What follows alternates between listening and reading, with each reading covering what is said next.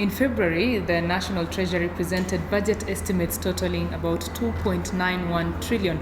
Much of this was to be financed by a revenue collection at about 2.1 trillion shillings.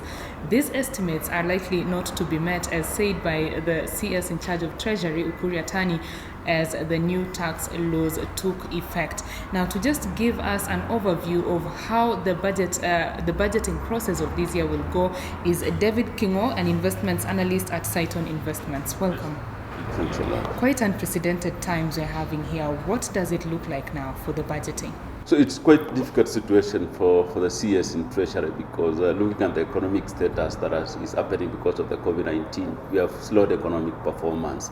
So revenue collection avenue, the tax bases are quite strained. So we really don't understand how it come to make up to collect what is talking about 1.8 trillion in terms of under collections through the economy. So it's quite a challenge situation but maybe we'll see the strategy that is going to have to collect the same. But because of the COVID-19, the economic constraint is too much to raise that particular revenue. And looking at that, we have taken time before we fight on COVID-19.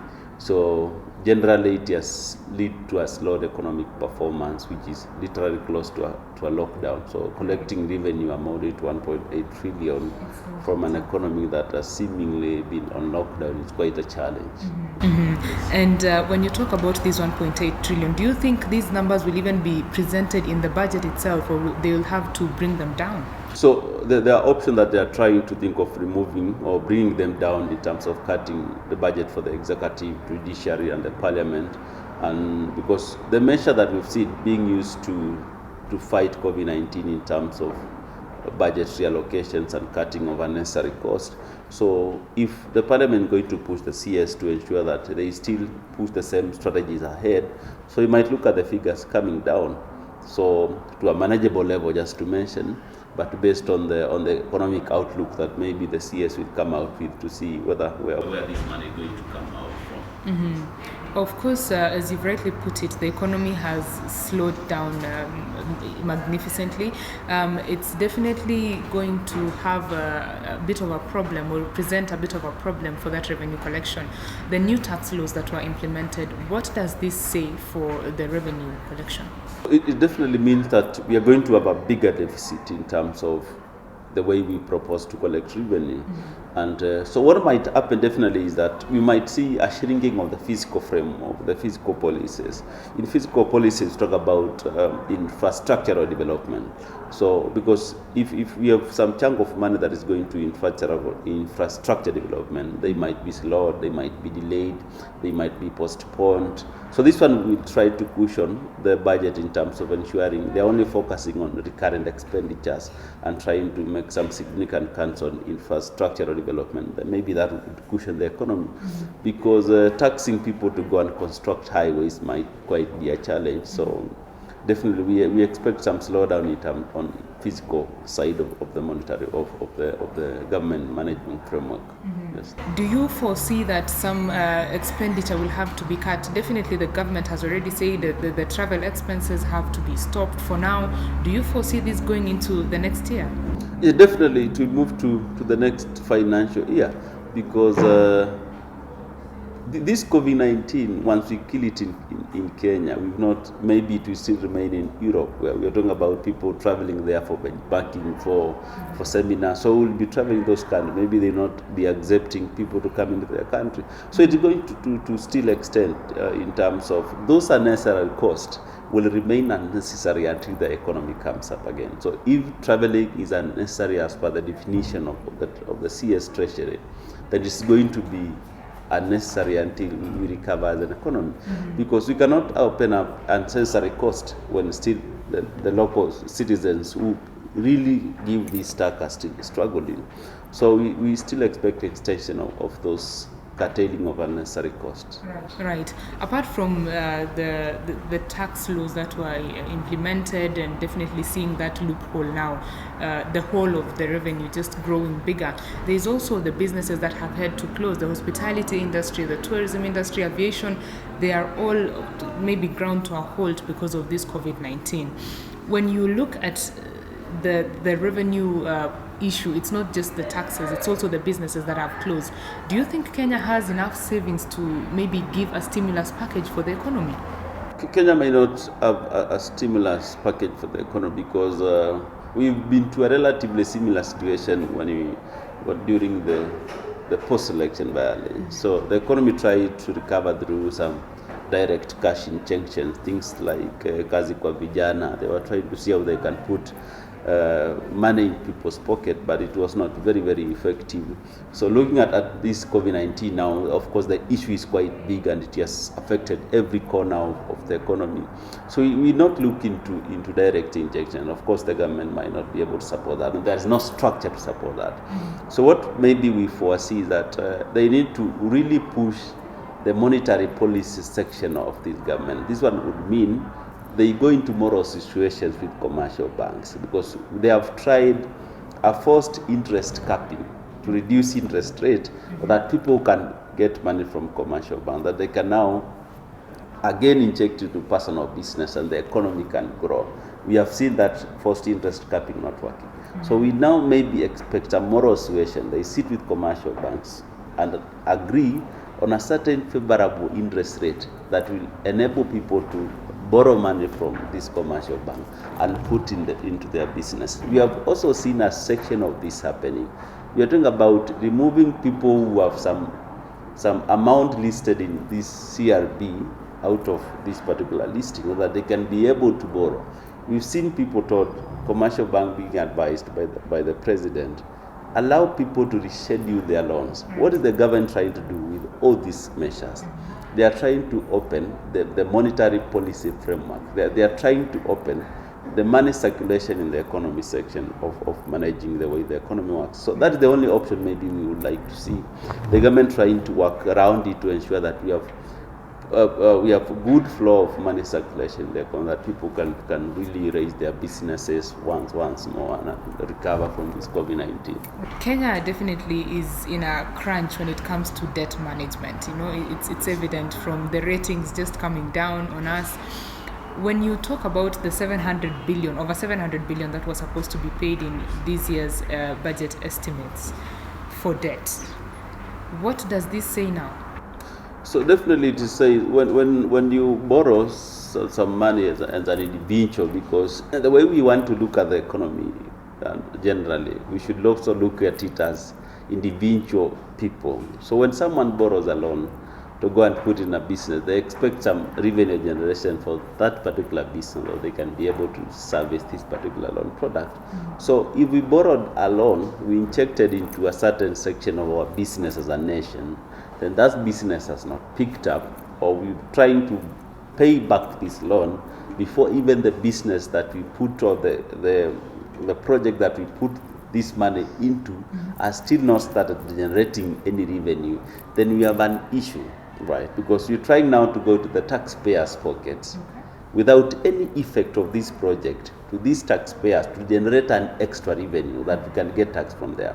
So we are trying to get from the traditional income method that they were there without this particular project. We try to get taxes from them. So of course it will be quite painful for the economy and for the individuals in terms of paying this particular debt.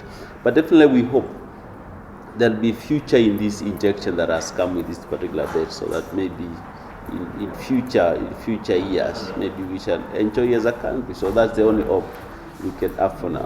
Do you foresee any new taxes being introduced? Not at all, but we might. It also depends do we have any tax avenues or any tax base that we have not explored as a country. We have explored majority of the tax bases that we can. We only change the names of these particular taxes. We only vary the rates.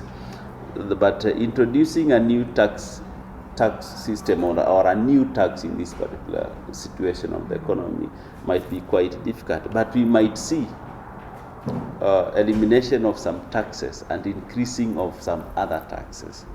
Yes. So we're trying the government might try to opt to increase some taxes on some items, but remove taxes on others. But introducing new taxes on this particular economy definitely might be a challenge. Unless the new tax comes up and it targets a specific group of individuals who consume a certain product that might work.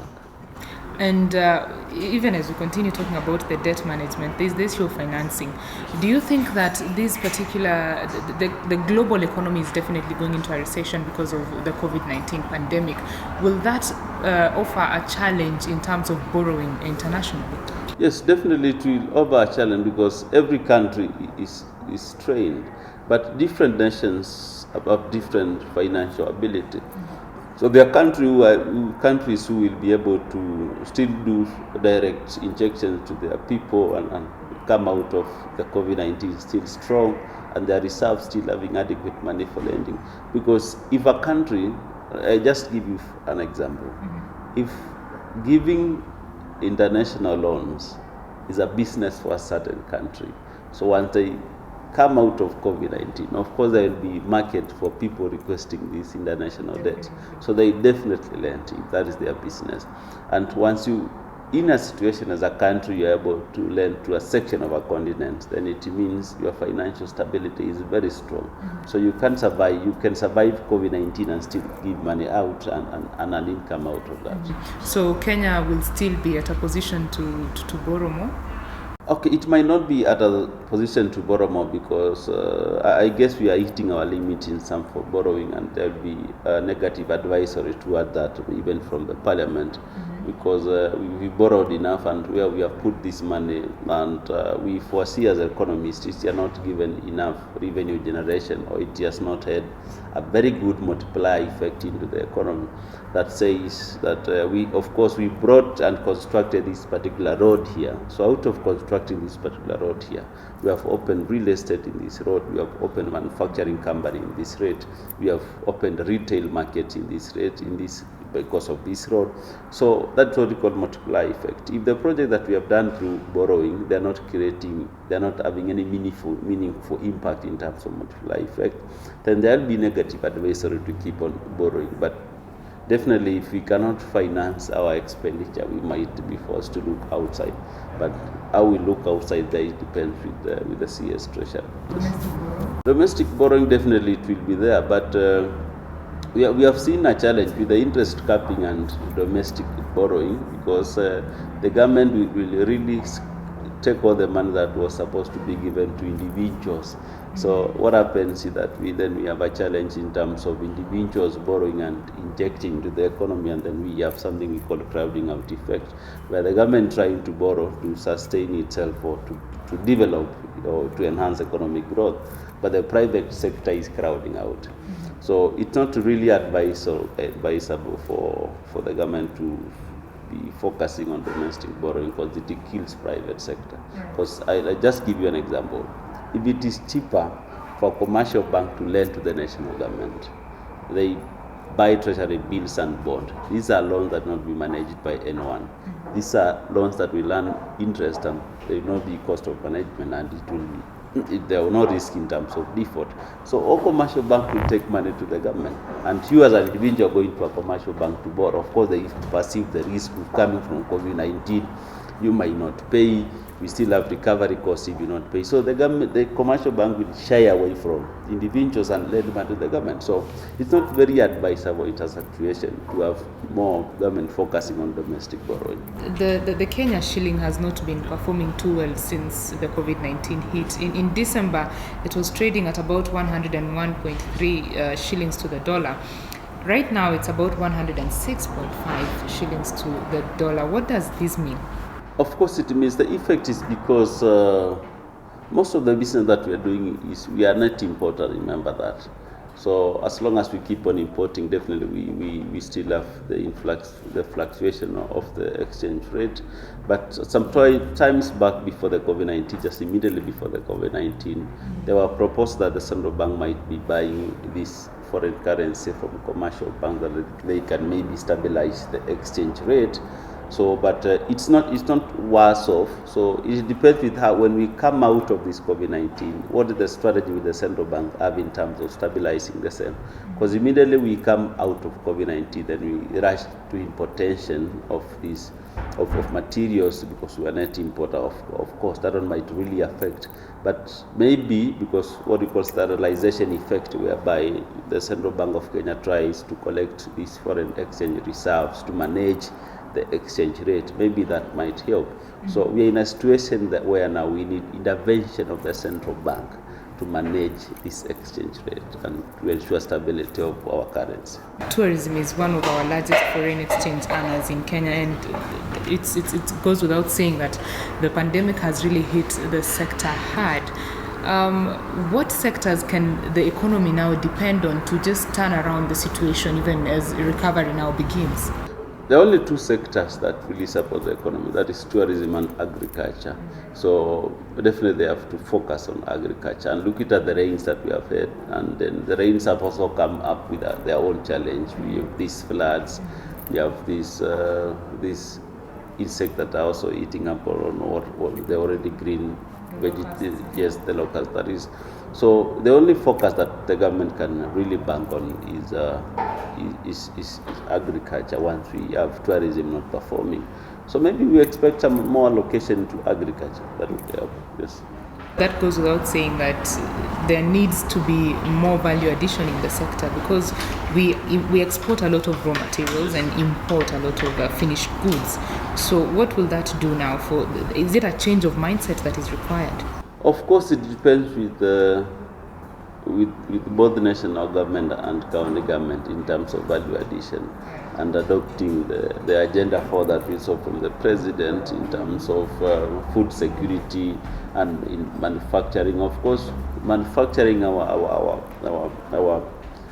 agricultural sector, ensuring we have enough food processing and end products out of the agricultural sector, that would really help. But also depends with the sensitization that the government wants to do, both national and county government. But it's really a big potential if really focus is given. You've just mentioned the Big Four agenda, the government's Big Four agenda. Do you think that this now is on hold and focus has shifted to other things because of the COVID-19 pandemic? Yes, definitely, because what is essential now is survival. So after COVID-19, definitely we can start the conversation regarding Agenda 4, but the budget might also be structured in a way it focuses on the Agenda 4 of the president, yes. So as we near June and the budget now process is on its top gear, what do you look forward to? What are your closing remarks? So I'm looking at a very strict budget in terms of cost rationalization, a budget that is geared toward ensuring that we survive in the short run and maybe ensure stability in the long run. So it must have two cadres: one, how to survive in the short run, that is COVID-19, and number two, how to ensure stability after COVID-19. So we are looking at a very unique budget that has never been presented before, because we have never had a budget that presented that when we are in such a situation. So maybe that would really be curious for us as economists to see what comes out of the Treasury in terms of a two-cadre budget that will foresee the COVID period and after the COVID period. Yes. Okay, thank you very much, David, for speaking with us. Thanks a lot, too. That was David Kingo'o, an investments analyst at Cytonn Investments, giving us an overview of the budget process this year, the difference it will make now that the COVID-19 pandemic has hit the economy hard. Remember, this broadcast continues. My name is Betty Kiptum.